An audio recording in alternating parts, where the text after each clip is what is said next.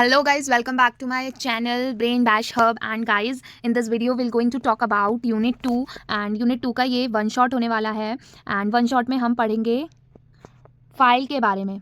पूरा इसमें फ़ाइल के बारे में बताया है कि हम फाइल्स को कैसे स्टोर करते हैं, कौन सी फाइल कैसे प्रोसेस उसकी मतलब होती है, ये सब इसमें बताया है। फाइल्स के एट्रीब्यूट्स क्या होते हैं, डिस्क ऑर्गेनाइजेशन और डिस्क स्केड्यूलिंग भी बताई गई है। ओके, यूनिट 3 में हमने सीपीयू स्केड्यूलिंग पढ़ी है, तो आप कंफ्यूज मत होइएगा, ये डिस्क स्केड्यूलिंग है और डिस्क ऑर्गेनाइजेशन। सबसे पहला हमारा जो टॉपिक है वो है फाइल सिस्टम, उसका बेसिक कॉन्सेप्ट। फाइल क्या होता है? Name collection of related information stored in a secondary storage. कोई भी चीज़ होती है, प्रोग्राम, फाइल, इमेजेस, डेटाबेस, कुछ भी है, वो हम कहाँ स्टोर करते हैं? फाइल में। ओके, तो फाइल क्या होती है? एक इन्फॉर्मेशन से एक कलेक्शन होता है इन्फॉर्मेशन का, जो हम कहाँ मतलब कहाँ स्टोर करते हैं? सेकेंडरी स्टोरेज में। फाइल सिस्टम क्या होता है? It is a part of operating system that manages file directories on storage devices. Okay, ये क्या करता है? मैनेज करता है फाइल को और डायरेक्टरीज फाइल की स्टोरेज में। It provide naming, storage, protection, access and organization of file. File system है तो सब करेगा, नेमिंग भी देगा उसको, स्टोरेज। हम कोई फाइल जब अपने पीसी या लैपटॉप में सेव करते हैं तो सबसे पहले वो नेमिंग पूछता है, कहाँ उसे स्टोर होना है, वो खुद करता है, उसको प्रोटेक्ट करके रखता है फाइल को। एक्सेस हमें देता है कि हाँ हम एक्सेस कब ले सकते हैं उसको, या ऑर्गेनाइज करके रखता है ना। जैसे इमेज है तो इमेज में, डॉक्यूमेंट है तो डॉक्यूमेंट में, डाउनलोड है तो डाउनलोड। तो ये हमारा फाइल सिस्टम होता है। मेन फंक्शन क्या होता है फाइल के? होते हैं creation, deletion, directory management, file naming, storage, free space management, backup and control access. Okay, ये सब क्या होता है हमारा फाइल सिस्टम। सबसे पहले आते हैं फाइल एट्रीब्यूट्स में। फाइल एट्रीब्यूट्स क्या होता है हमारा? File attributes are the main properties maintained by the operating system. File attributes होती है हमारी मेन मेमोरी होती है, जो कौन करता है? ऑपरेटिंग सिस्टम हर फाइल को देती है। ओके, फाइल एट्रीब्यूट्स में हमें जब आएगा क्वेश्चन तो हमें पहले थोड़ा सा एक्सप्लेन करना है कि फाइल एट्रीब्यूट्स क्या होती है। ठीक है, तो सबसे पहले फाइल के बारे में बता देंगे, फाइल क्या होती है, फाइल सिस्टम क्या होता है वो बता देंगे, और फिर हम फाइल एट्रीब्यूट्स बता देंगे। फाइल एट्रीब्यूट्स में सबसे पहले आता है नेम।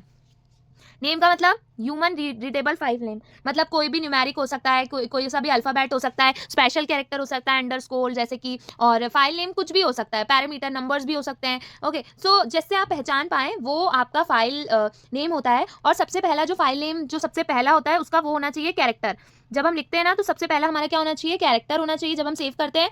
और few system are even case sensitive, और कुछ सारे केस सेंसिटिव भी होते हैं कि बोलते हैं कि जैसे हमने डायरेक्ट नंबर डाल दिया तो वो बोलते हैं नहीं, पहले आपको क्या डालना है? कैपिटल लेटर डालिए, फिर आप अपना कुछ भी नंबर उसमें डाल सकते हैं। तो कुछ कुछ ऐसे होते हैं सिस्टम जो क्या होते हैं हमारे फाइल मतलब जो होती है उसमें मतलब केस सेंसिटिव भी होते हैं। नेक्स्ट हमारा identifier, unique internal number. Unique internal number जो होता है हमारा आइडेंटिफायर में वो यूज़ होता है। ओके, ये हमारा होता है यूनिक आइडेंटिफिकेशन ऑफ फाइल। अलग से तरीके से जैसे मैं 0 लिख दूँ या मतलब यूनिक कुछ डाल दूँ जिससे कि मेरी फाइल मुझे आइडेंटिफाई कर पाऊँ मैं। ओके, तो ये हमारा क्या था? यूनिक इंटरनल नंबर और identifier of file. Okay, type कैसे पता करते हैं?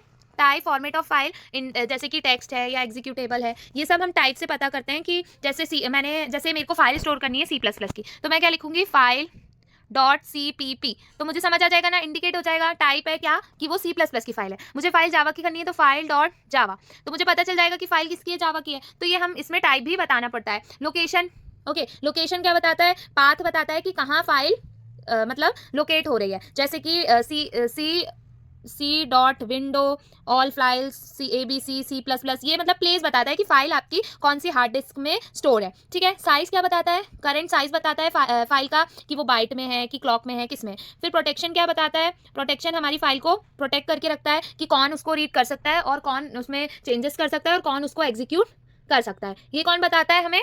फाइल। फिर उसके बाद टाइम और डेट और owner user associated file, owner कौन है उसका, उसमें वो भी हम लिख सकते हैं। नाउ नेक्स्ट आते हैं हम फाइल ऑपरेशंस और system calls of file management.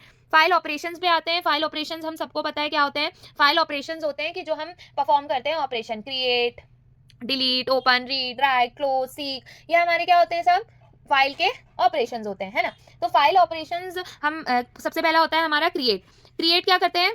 Create में हम फाइल बनाते हैं, ओपन में हम फाइल को ओपन करते हैं, फिर रीड में हम डेटा को ट्रांसफर करते हैं और रीड करते हैं, फिर राइट में हम कुछ चेंजेस करने हैं तो वो करते हैं, क्लोज में हम फाइल को रिलीज कर देते हैं, और सीक में हम उसकी पोजीशन चेक करते हैं, डिलीट में फाइल को डिलीट करते हैं, रीनेम में चेंज कर सकते हैं फाइल का नाम, और ट्रूनिकेट में क्या होता है, फाइल के कंटेंट को हटा सकते हैं। ठीक है, तो ये था हमारा फाइल का क्रिएशन ऑपरेशंस जो हम परफॉर्म करते हैं, create, open, read, right, close, ये तो आपको याद ही हो जाएंगे सारे। फिर उसके बाद आते हैं हमारे file access method. File access method क्या होती है, सबसे पहला होता है फाइल एक्सेस मेथड एक वे होता है जिसमें फाइल को हम एक्सेस कर सकते हैं। ठीक है, इजीली एक्सेस कर सकते हैं, जैसे कि अंडरलाइन फाइल्स होती है ना, जो उसको ज़्यादा मतलब कॉमनली यूज़ किया जाता है एक्सेस मेथड, उसके लिए सबसे ज़्यादा यूज़ की जाती है। गाइज, इसमें फाइल एक्सेस मेथड में ये होता है कि हम कैसे रीड और राइट कर सकते हैं, और डेटा को कैसे सीक्वेंस में रखा गया है या हम कैसे उसको एक्सेस कर सकते हैं। सबसे पहला होता है हमारा सिक्वेंशियल एक्सेस। सिक्वेंशियल में हम क्या करते हैं, सीक्वेंस वाइज उसको बताते हैं कि सीक्वेंस मतलब कौन सा सीक्वेंस में डेटा चलेगा, मतलब हमें सारे सीक्वेंस में ही डेटा चलाना पड़ेगा। जैसे कि हम शुरू करते हैं पहले, हमें क्या करना है, एक एग्जांपल दे रही हूँ, हमें क्या करना है, पेज नंबर 50 पे जाना है, लेकिन हम इसमें सिक्वेंशियल में क्या करेंगे, पेज 1 पे जाएंगे, 2, 3, 4 ऐसे पूरे पूरे पेजेस में जाने के बाद हम 50 पेजेस में जाएंगे, जब सारे पेजेस को रीड करने के बाद। ओके, तो ये हमारा क्या होता है, हमारा सिक्वेंशियल होता है। फिर जैसे कि सिक्वेंशियल का डायग्राम भी है ये। ओके, तो ये हमारा क्या होता है, सिक्वेंशियल की ब्लॉक 1, 2, 3, 4 से हम ब्लॉक जाते जाएंगे फिर 50 पे पहुंचेंगे। ओके, तो ये हमारा क्या है, ये हमारा क्या है, सिक्वेंशियल एक्सेस है। ओके, सिक्वेंशियल एक्सेस है ये हमारा। ओके, सो ये था हमारा सिक्वेंशियल। अब हम आते हैं डायरेक्ट में। डायरेक्ट में हमें क्या कर सकते हैं, हम डायरेक्टली जो भी हमें फाइल चाहिए वो हम डायरेक्टली ले लेंगे। जैसे कि हमें चाहिए 50, एक बुक है उसका हमें 50 पेज नंबर चाहिए, तो हम 1, 2, 3 सारे क्यों रीड करेंगे, हम डायरेक्टली 50 पे जंप कर लेंगे। ओके, सो ये डायरेक्ट एक्सेस होता है। और इंडेक्स पे क्या होगा, इंडेक्स कंटेन कोई ब्लॉक और रिकॉर्ड, जैसे कि मैंने कॉपीज में हम आगे इंडेक्स बनाते हैं ना, तो उससे क्या होता है, हमें जो भी टॉपिक चाहिए, जैसे मुझे कोई टॉपिक चाहिए तो मैं क्या करूँगी, वो टॉपिक का सीधे जाके एक पेज नंबर देखूंगी कि अच्छा ये पेज नंबर 50 पे है, तो मैं डायरेक्ट इसको एक्सेस कर लूंगी। तो ये थे हमारे तीनों एक्सेसिबल, जिसको हम रियल लाइफ एग्जाम्पल के साथ भी इसको समझा सकते हैं, और जो अपनी टेक्निकल लैंग्वेज है उसमें तो लिखेंगे। ओके, इसके आप एडवांटेज डिसएडवांटेज और पढ़ लीजिएगा, जिससे कि आपको इजी वे में समझ आ जाए। ओके, सो हम स्टार्ट करते हैं नेक्स्ट अपना। सो गाइज, नेक्स्ट हम पढ़ने वाले हैं डिस्क ऑर्गेनाइजेशन। ओके, सो इसमें क्या पढ़ते हैं हम कि डिस्क को हम कैसे ऑर्गेनाइज वे में मतलब मैनेज करके उसको स्टोर करते हैं। ठीक है, तो ये हमारा डिस्क ऑर्गेनाइजेशन होता है। इसमें ये होता है HDD terms, block, disk access time, seek time, rotational latency, और होता है ट्रांसफर टाइम। ओके, तो ये हमारा डिस्क ऑर्गेनाइजेशन होता है। मतलब आया ये, पर इतना नहीं पूछा है, इससे भी न्यूमेरिकल आता है ज़्यादातर, तो ये डिस्क ऑर्गेनाइजेशन होता है। आप इसे पढ़ लीजिएगा एक बार, ये सारे आप याद कर लीजिएगा, और अगर आता है तो आप इसको ऐसे ही लिख के आ सकते हैं। नाउ नेक्स्ट आते हैं हम डिस्क स्केड्यूलिंग में। डिस्क स्केड्यूलिंग एक मेथड होती है जिसमें हम डिसाइड करते हैं कि कौन से डिस्क को हम मतलब पहले, सबसे पहले कौन सी जो हमारी डिस्क है वो आएगी, उसमें ऑर्गेनाइज्ड वे में हम उसे पहले रखेंगे। ठीक है, रिक्वेस्ट करके, और पहले हम उसे रखने के लिए रिक्वेस्ट कर देंगे कि कौन सी पहले आएगी, कौन सी कहाँ आएगी, कौन सी वेट करेगी, कौन सी होल्ड करेगी। तो ये हमारी क्या होती है, डिस्क स्केड्यूलिंग होती है। ओके, फिर नेक्स्ट। ओके, सो डिस्क स्केड्यूलिंग में हम क्या करते हैं, हेड मूवमेंट रिड्यूस हो जाते हैं, सबको एक टाइम मिलता है, और थ्रूपुट इससे क्या हो जाता है, इंक्रीज हो जाता है। ओके, सो ये हमारे थे important algorithm, FCFS, SSTF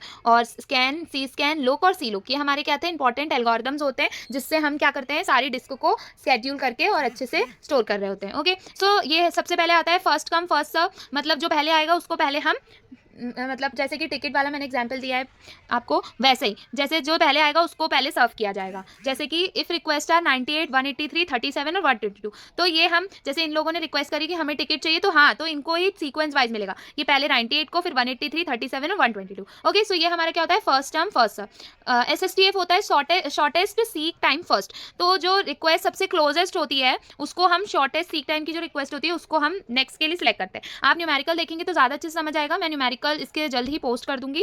okay, scan होता है, एलिवेटर एल्गोरिथम भी बोलते हैं इसको, इसके जो वन डायरेक्शन में ही मूव होता है, रिवर्स डायरेक्शन नहीं हो सकता इसमें। ओके, ये इसके एडवांटेज होता है, इसका डिसएडवांटेज। सी स्कैन भी होता है, सर्कुलर स्कैन होती है, एक ही डायरेक्शन में होता है, और अदर में जंप कर सकता है, लेकिन सर्विस की रिक्वेस्ट रिटर्न नहीं हो सकती।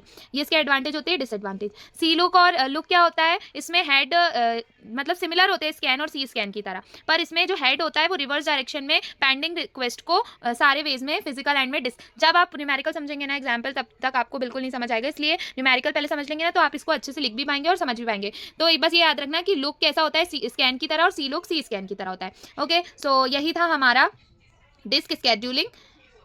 ये हमारे कंपैरिजन है थोड़े बहुत, अगर आप इसको भी देख लेंगे ना तो बेसिक सा आइडिया मिल जाएगा कि आपको पेपर में कैसे लिख के आना है। और फाइल एलोकेशन मेथड्स है नेक्स्ट। फाइल एलोकेशंस क्या होती है, इसमें 3 इंपॉर्टेंट होती है, कंटिग्यूअस लिंक, इंडेक्स एलोकेशन और लिंक्ड एलोकेशन। ओके, सो ये हमारी एलोकेशंस मेथड होती है।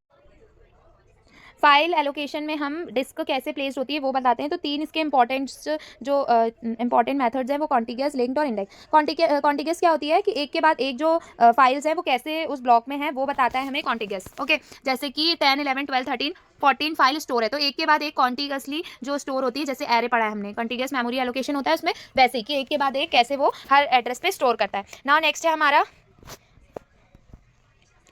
है हमारा लिंक्ड एलोकेशन। लिंक्ड एलोकेशन में क्या होता है, लिंक लिस्ट पढ़ी है ना हमने, कि जो नेक्स्ट वाले का ना एड्रेस पॉइंटर, मतलब नेक्स्ट वाला जो है उसका नेक्स्ट इंस्ट्रक्शन का एड्रेस पॉइंटर जो स्टोर करता है वो कौन करता है हमारा, कौन करता है, लिंक्ड एलोकेशन। ओके, तो यही था हमारा लिंक्ड एलोकेशन। इंडेक्स एलोकेशन क्या होता है, इंडेक्स एलोकेशन में एक इंडेक्स रहता है, वो उसके डेटा को स्टोर करता है और डेटा के मतलब इंडेक्स रहता है तो हर ब्लॉक को बताता है कि किसमें क्या। ये इसके डिफरेंस बिटवीन है कुछ, ठीक है, जैसे कि आप पूरा एक्सप्लेन करेंगे फाइल एलोकेशन, उसके बाद आप ये डिफरेंस बिटवीन लिख सकते हैं, इससे भी आपको मार्क्स मिल जाएंगे अच्छे खासे, ये भी है। ओके, सो ये था हमारा यूनिट 2 का पूरे ये ऑपरेटिंग सिस्टम का यूनिट 2 था। आई होप आप लोग को समझ आया होगा। ओके, सो लाइक सब्सक्राइब करना मत भूलिएगा और कमेंट करके ज़रूर बताइएगा कि आपको वीडियो कैसा लगा। और अब यूनिट 1 एंड 5 बची है, तो मैं आपको वो 1 और 5 भी जल्द शाम तक या रात तक आ जाएगी। सब्सक्राइब कर लीजिए, जिससे अगर मैं रात में भी डालती हूँ तो आप वो यूनिट एक बार तो ज़रूर देखें, क्योंकि अगर वो देख लेंगे ना तो आपको बहुत सारे क्वेश्चन ऐसे मिलेंगे जो उसमें आएंगे ही आएंगे और 1000% आएंगे। ओके, और न्यूमेरिकल भी डालूंगी इसके, FCFS, SSTFS, सी स्कैन, सी लोग, ये सबके न्यूमेरिकल भी मैं जल्दी पोस्ट करने वाली हूँ, तो आप सब्सक्राइब कर लीजिए जिससे आपको नोटिफिकेशन मिल जाए। Okay, so thanks for watching and like subscribe again, thank you.